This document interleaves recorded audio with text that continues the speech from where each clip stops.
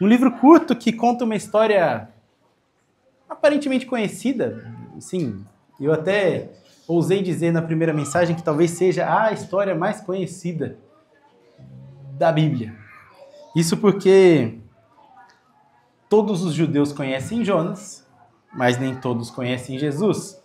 E quando a gente fala sobre o Jonas, a imagem do grande peixe, aquela possível baleia, porque a Bíblia não diz o que engole um profeta, vem no imaginário. É um texto extremamente conhecido. Mas ele tem muito mais, essa narrativa tem muito mais a nos mostrar do que simplesmente sobre peixe, profeta e mar e essas coisas mais. É um texto que mostra muito sobre quem Deus é.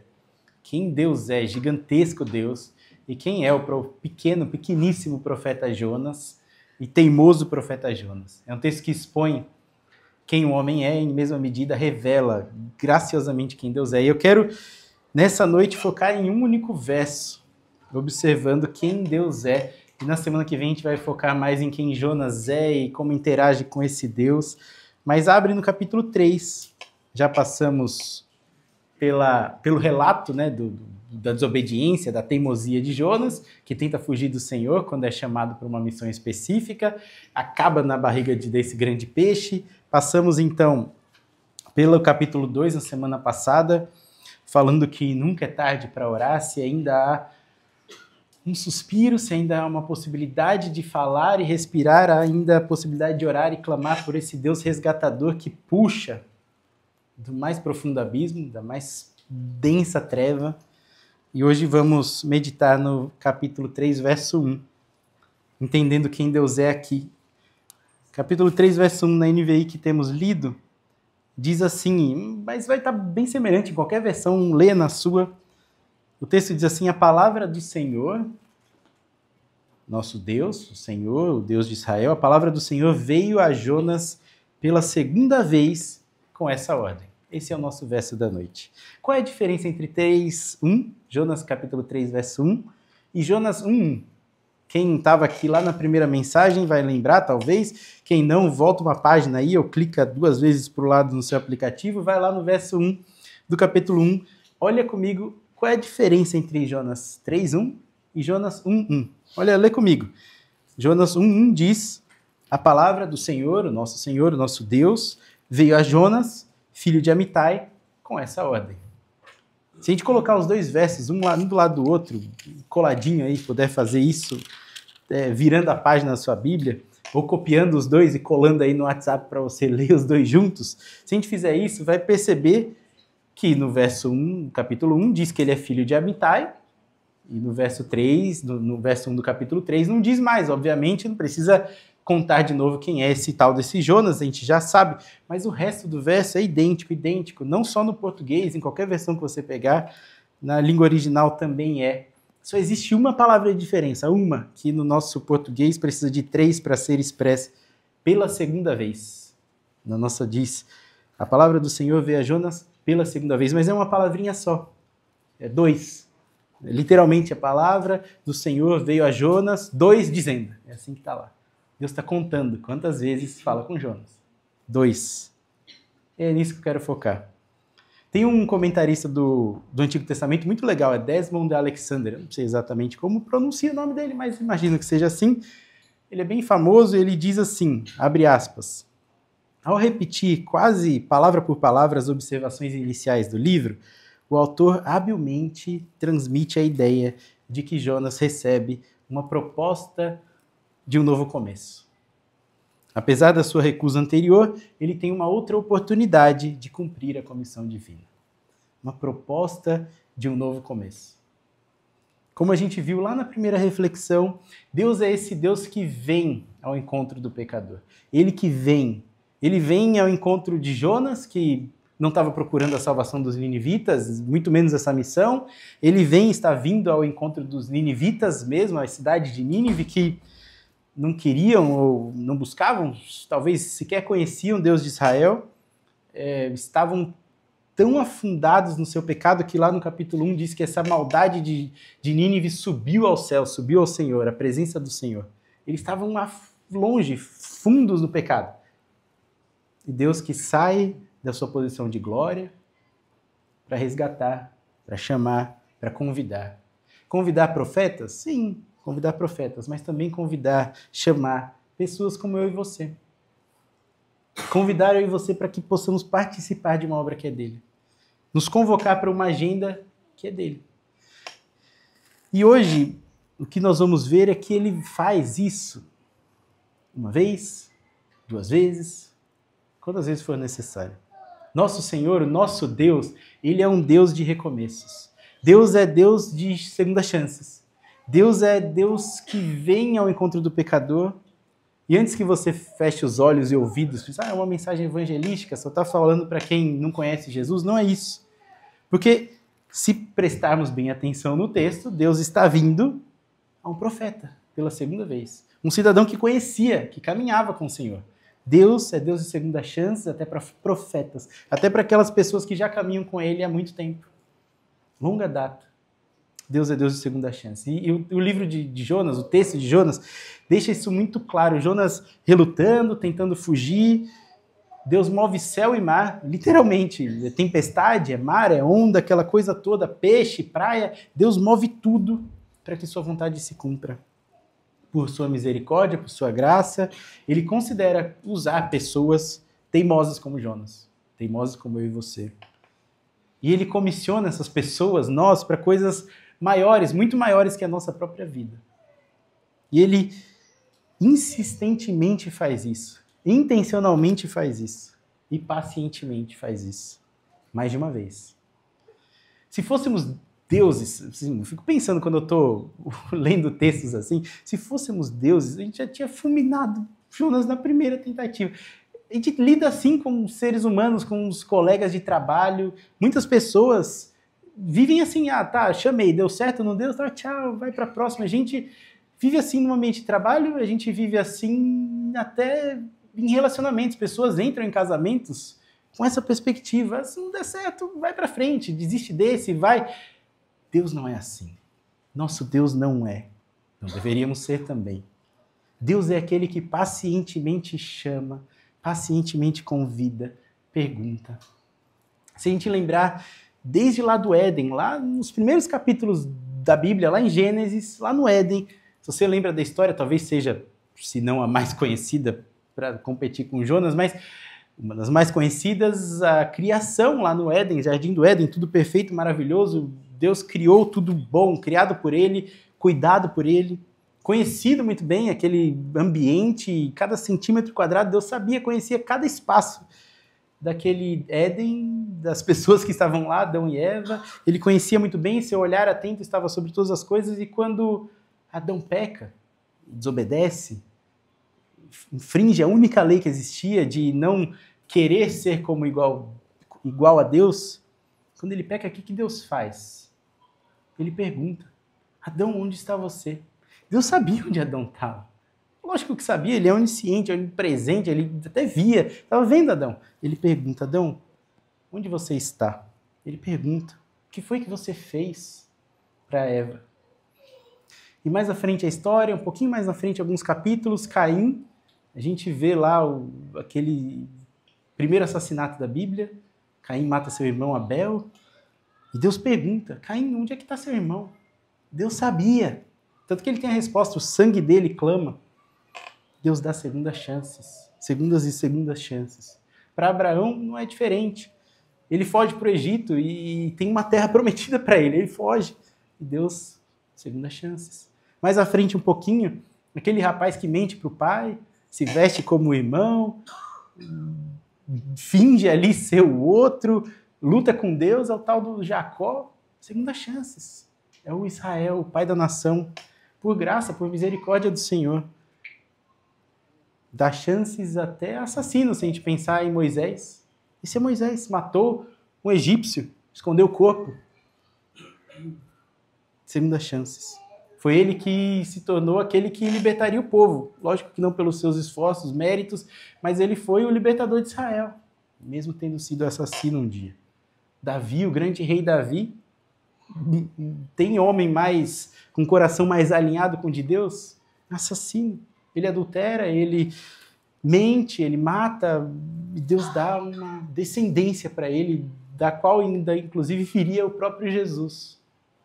E para a gente não ficar só nos exemplos do Antigo Testamento, salta a sua mente para os apóstolos.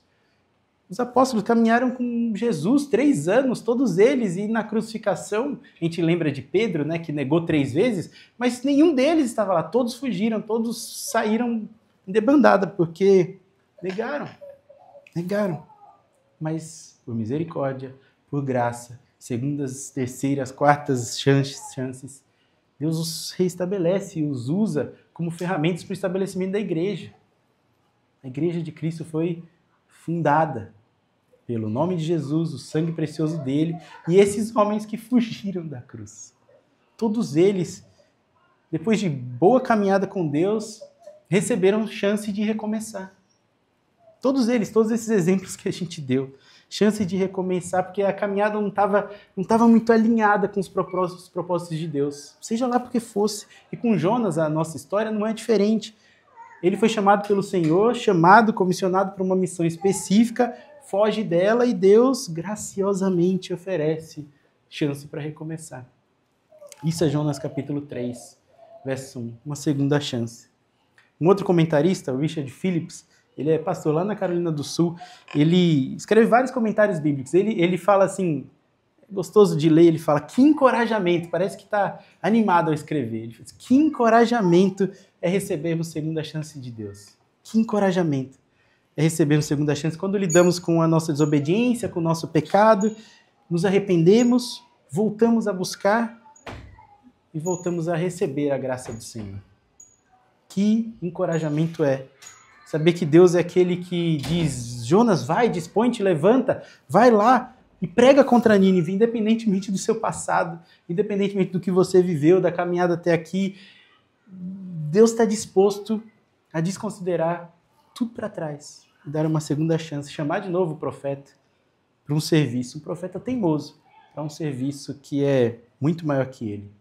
Não sei como você caminhou até aqui, sinceramente, não sei, alguns eu conheço a história um pouquinho, mas talvez ninguém saiba, nem seu cônjuge, talvez nem você saiba verdadeiramente a real situação do seu coração.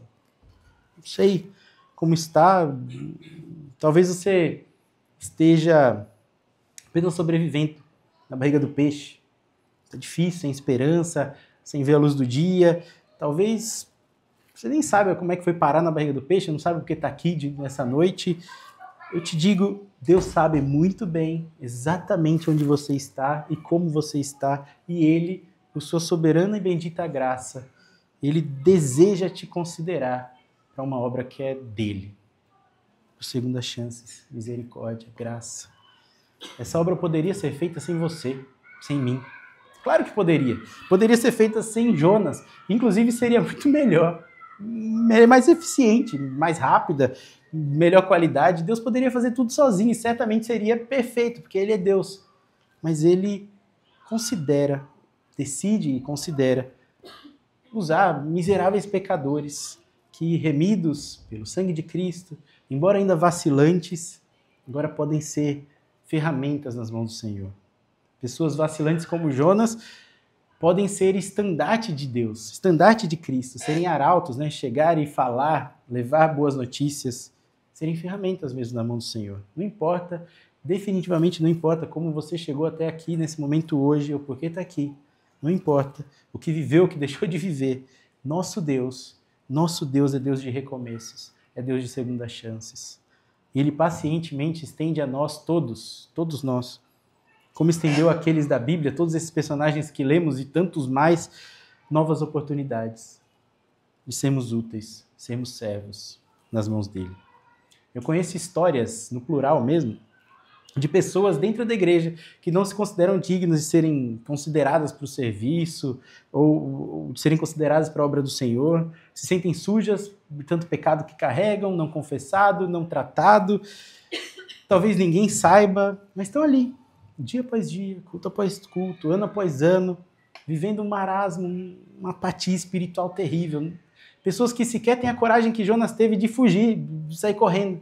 Estão lá, ou aqui, com receio de fugir, porque que vão pensar de mim? Não, o que pensariam de mim? Vivem ouvindo o chamado de Deus, ouvindo da convocação, ouvindo da graça do Senhor, mas nem pegam um barco para Tarsis para fugir, e nem vão para Nínive servir. Está lá, no meio do caminho. Simplesmente estáticos, parados, espiritualmente estagnados. Mas Deus é Deus que dá segunda chances até para esses que estão parados, que acham não haver saída ou propósito. Deus estende a mão, Deus convida pela sua misericórdia, Ele convida, Ele convoca a arrependimento, chama para viver com Ele constantemente, chama para fazer parte de uma obra que dá sentido à vida. Talvez essa pessoa seja você, hoje aqui, apática, estagnada, parada espiritualmente, não sei, talvez você nem sabe o que é viver longe de Deus. Como o profeta Jonas, eu vivi para Deus por muitos anos da minha vida, mas estou aqui, não sirvo. Não se vê digno, talvez, de ser usado por Deus, não sei. Mas eu preciso dizer muito claramente, Jonas não era digno de ser usado pelo Senhor. Ele provou isso, Jonas não era digno de ser usado pelo Senhor. Nenhum de nós somos. Só Jesus é digno. É o sangue dele sobre nós que nos dignifica, que nos qualifica, que nos capacita para uma obra que é dele. Ele e nós podemos ser usados. Ele foi naquele barco, fugindo, barco lá no meio do mar, os marinheiros todos louvam ao Senhor, exaltam o nome do Senhor mesmo naquele caos. Ele foi usado mesmo fugindo, ele vai ser usado obedecendo. Jonas sem merecer, sem ser digno sendo usado, apesar da sua falta de vontade. Nosso Deus é Deus de recomeços, que usa as pessoas fujonas, não importa, definitivamente não importa se você é como o profeta Jonas, ou se é como o ninivita, completamente longe do Senhor, não importa. Deus é Deus de misericórdia, que vem ao necessitado, que oferece cura, propósito, sentido para a vida. Oferece salvação até para aqueles que já se julgam salvos. Me permita repetir isso, porque talvez esse seja um câncer da igreja moderna. Jesus oferece salvação até para aqueles que já se julgam salvos, que um dia já levantaram a mão, já foram lá na frente orar, mas vivem uma apatia espiritual terrível. Jesus oferece salvação até para aqueles que já se julgam salvos. Tenha em mente que não importa, definitivamente não importa a situação que você está. Se você está envergonhado diante de Deus, ou motivado, ou se está firme, se está frio, não importa, Deus está te chamando para algo muito maior que a sua própria vida. Constantemente te chamando. Não estou falando aqui de campo missionário, glória a Deus se for, mas Ele está te chamando para ser ferramenta nas mãos dEle. Isso é maior do que você pode fazer no seu trabalho, no seu ambiente escolar, na sua casa. Ser uma ferramenta nas mãos do Senhor é ser mais do que você está fazendo talvez nesse momento. Tenha em mente que a graça do Senhor é maior do que qualquer pecado que você carrega. E ela é capaz de curar, salvar, direcionar. Em Jonas fica muito claro, muito, muito claro isso.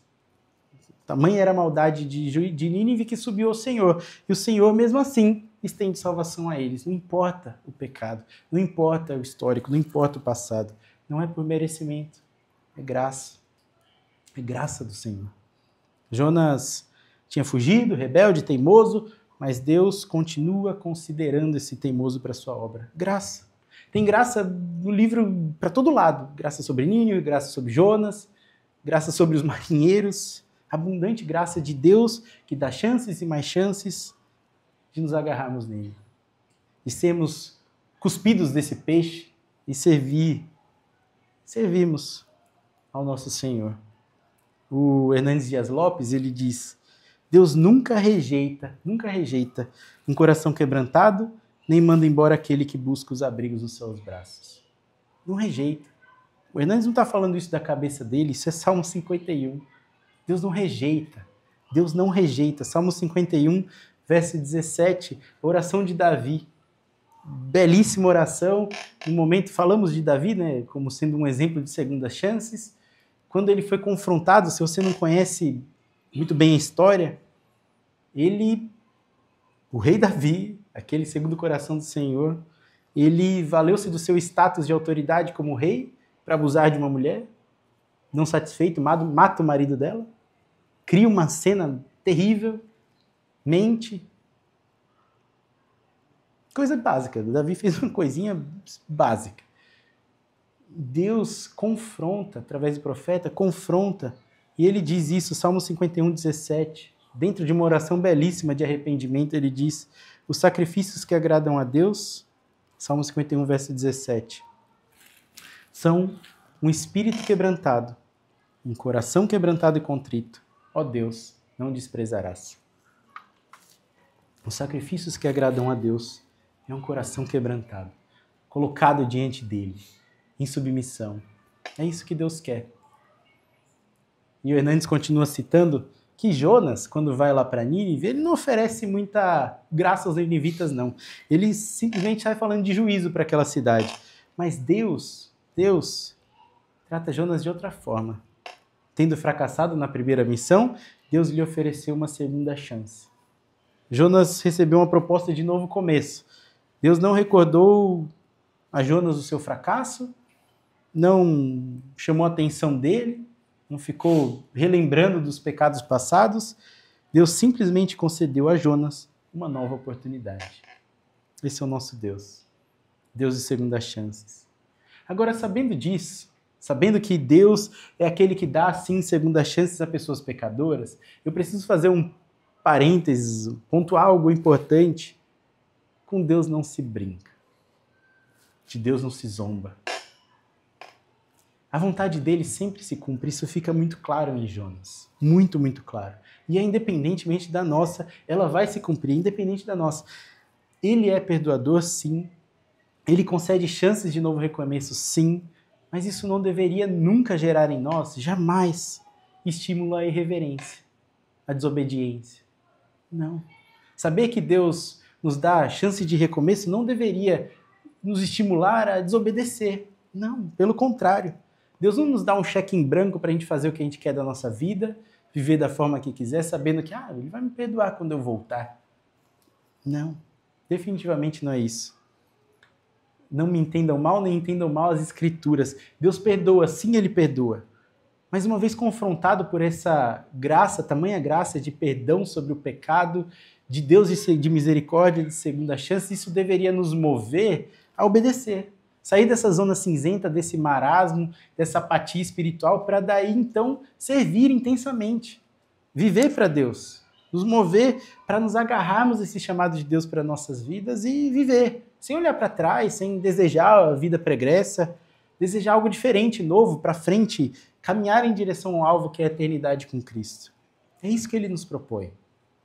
Não brinque com Deus. Não brinque. Ele sim é misericordioso, muito misericordioso. Mas a misericórdia significa nada mais do que o refrear da sua ira. Ele é irado, igualmente irado. Tanto misericordioso quanto irado. E ele tem todo o direito de nos fulminar, de simplesmente nos tirar dessa história que é dele. Ele pode, seria justo fazer isso. Porque desobedecemos, pecamos, nos desviamos da rota, desconsideramos o Senhor, seria justo. Mas ele misericordiosamente, pacientemente concede segunda chance. Salmo capítulo 7 traz uma ilustração intensa. Eu quero ler com você Salmo 7, versos 11 a 13. Salmo 7, 11 a 13. Traz essa, como eu disse, intensa ilustração sobre Deus que deveria amedrontar aqueles que são rebeldes e teimosos. Aqueles que não querem servir ao Senhor. Olha o que o salmista diz. Salmo 7, verso 11. Deus é um juiz justo.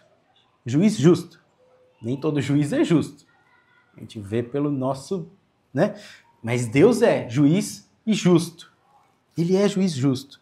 Um Deus que manifesta dia após dia o seu furor, a sua ira. Ele manifesta isso. Se uma pessoa não se arrepende, olha o verso 12. Se uma pessoa não se arrepende, Deus afia. Sim, eu não sei como é que faz o barulho de afiar. Eu queria ter aquele negócio para fazer o barulho aí. Ele afia a sua espada. Ele prepara, sabe o arco? Ele prepara o arco, aponta. Ele prepara as suas armas mortais e faz das suas setas, flechas flamejantes. Mas o texto não diz que ele solta. Ele prepara, aponta, como um guerreiro com um arco em punho, preparado para soltar. Mas ele, misericordiosamente, refreia sua ira todos os dias. Se ele soltasse a flecha, se ele parasse de afiar a espada e batesse com ela cega mesmo, seria justo, porque ele é o justo juiz. Mas misericordiosamente não faz. Deus está com o arco preparado, flechas flamejantes apontadas para pecadores. Perceba, o salmista diz que se uma pessoa não se arrepende, ou seja, há a oportunidade ainda de se arrepender, não viva como um não arrependido, atraindo sobre si a ira de Deus. Não viva como um não arrependido que está lá na barriga do peixe, revolto, rebelde. A oração que lemos no capítulo 2 foi no 3º dia. A gente não sabe o que aconteceu no 1º, 2º, 3º dia na barriga do peixe. Mas o fato é que a oração é no 3º dia, no final do 3º, porque assim que ele termina de orar, Deus manda que o peixe o cuspa. Deus misericordiosamente deu 3 dias para Jonas pensar. Isso é uma eternidade. Diante de um Deus justo, irado contra o pecado. Seria justo se ele deixasse morrer Jonas naquela barriga daquele peixe, ou sobre as ondas, ou no mar, ou enfim. Mas ele não faz. Não viva como um não arrependido. Se você está na barriga do peixe, na profundeza do mar, se está longe de Deus, arrependa-se, volte, clame por misericórdia. Deus é esse Deus de misericórdia. É Deus de ira? Sim, santa e justa ira. Em mesma medida, pacientemente dá outra oportunidade ao arrependimento. Pacientemente chama novamente, comissiona aquele rebelde, aquele teimoso, para viver uma vida que impactará muitas vidas ao seu redor. Essa é a história de Jonas. Eu comecei perguntando qual é a diferença entre Jonas 3:1 e Jonas 1:1. Chegamos à conclusão que é só uma palavrinha, 2. Nos rendeu aí uns 20 minutos de conversa.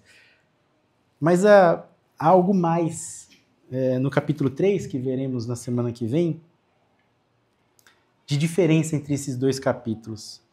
Deus chama da mesma forma, sem considerar a rebeldia pregressa, sem considerar o pecado, e agora, nos versos seguintes, vamos ver que Jonas obedece.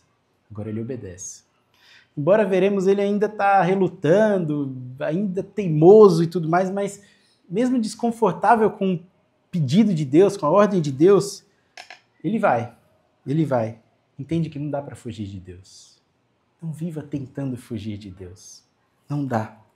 Jonas entende que Deus é capaz de mover mares, mover peixes, mover o que for necessário, até seres humanos, para que a sua vontade se cumpra. Nós somos livres para obedecer. Deus nos dá essa liberdade. Liberdade. Não podemos confundir liberdade com autonomia. De maneira nenhuma. Não somos autônomos. Não somos. Jonas não era um ser autônomo, completamente independente, que fazia o que queria e sem consequências. Não é isso. Assim como nós não somos. Tente viver uma vida à parte de Deus, distante de Deus. Tente.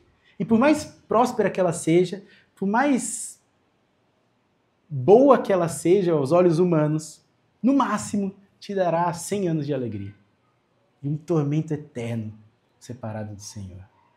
Tente viver de forma autônoma e verás que essa vida não valeu nada. Não somos autônomos, não somos autossuficientes, mas somos livres para obedecer ou não. Jonas tem essa liberdade de fazer parte do que Deus faria em Nínive. Jonas, vamos lá, farei algo em Nínive. Jonas, embora com todos os movimentos extraordinários ao redor dele, ele era livre para ir ou não. Não quer ir, Jonas? Vai lá para dentro da barriga do peixe refletir um pouquinho. Por agora, pense, reflita na sua vida. Veremos essa obediência de Jonas na próxima semana, mas pense na sua vida, nas tantas quantas segundas chances Deus te deu. Quantas vezes Ele já te chamou? A gente poderia dizer que Deus, quando a gente para refletir na nossa vida, sinceramente, honestamente, poderíamos chegar à conclusão que Deus não é Deus de 2, nem de 3. Ele é de quartas, quintas, 10ª chances. Aquele comentarista que eu citei, o Richard Phillips, ele diz, Jonas recebeu de Deus uma 2ª chance, assim como o povo de Deus recebe muitas 2ª, 3ª, 77ª chances, e quando ele se arrepende e clama ao Senhor, o Senhor vem. Esse é o nosso Deus. Nós que pecamos e estávamos destituídos da glória de Deus, fomos alcançados pela graça de Jesus, quando ainda éramos pecadores. E por essa mesma graça, somos outra e outra vez chamados. Para viver como? Viver a vida para nós mesmos, fazendo as mesmas coisas de todo dia, vai lá e paga boleto, e lava a louça, e cuida da casa, tudo isso é necessário para viver. Mas são tarefas sem fim, literalmente sem fim. Se você já pagou boleto e já lavou louça, sabe que é sem fim, tá? E sempre mais, não tem fim. Mas são tarefas sem fim também no sentido de finalidade. Elas são somente para a subsistência. Não tem fim em si mesmo, não tem propósito em si mesmo, porque não são eternas. Pelo menos assim espero, que não tenha boleto e louça na eternidade. Mas não são eternas, são coisas daqui. Entende o que eu quero dizer? Deus pacientemente te chama para viver uma vida que vai adentrar uma eternidade. Uma vida com Ele, não é para essa vida somente que Ele te chama. Não é para te dar conforto e alegria aqui, não é isso. Jonas estava lá em casa, provavelmente, a gente não sabe onde ele estava, fazendo o que tinha que fazer da vida dele, e Deus chama para que ele saia dessa vida normal e viva intensamente e faça sinais, ou participe de sinais extraordinários para a salvação de gentios. A gente viu isso lá na primeira mensagem. Só Jesus supera Jonas naquilo que tange a expansão do evangelho, da mensagem de Deus para gentios, para pessoas não israelitas. Deus considera esse cidadão Jonas para isso. O que ele faz? Ele foge. Ele foge. E Deus, o que faz? Deus certamente se irou, preparou o arco, afiou a espada. Certamente, porque Jonas pecou contra Deus. Mas pacientemente, olha isso. Deus pacientemente enfureceu o mar. Trouxe onda, tempestade, um monte de coisa sobre Jonas.